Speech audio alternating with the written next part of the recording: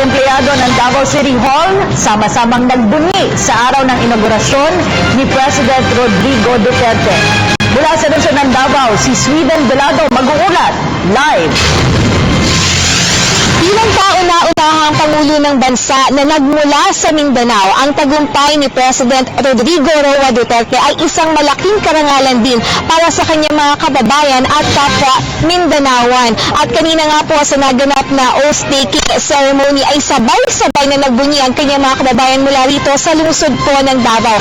At nang ating silipin ang ilang mga tanggapan sa loob ng Davao City Hall nitong umaga, ay natagpuan po natin na talagang tinutukan ng marami sa mga empleyado ang kanyang panunumpa bilang ika-16 na Pangulo ng Bansa. Ang kanilang mga reaksyon, panoorin po natin sa aking report.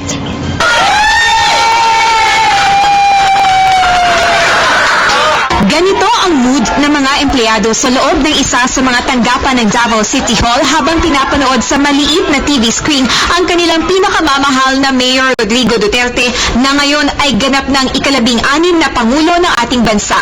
Pansamantala muna nilang itinigil ang kanilang trabaho upang tutukan ang special coverage ng inyong telebisyon ng bayan sa 2016 inaugural ni Duterte. Matapos ang mismong panunumpa at sa puntong tinawag na siyang president ay hindi magkamayaw sa paghiyaw ang mga empleyado at taga-suporta ni Pangulong Duterte. Ang iba ay napapatayo pa sa kanilang kinauupuan. Habang pinapanood naman ang unang talumpati ni Digong bilang Pangulo, tahimik at seryoso silang nakinig.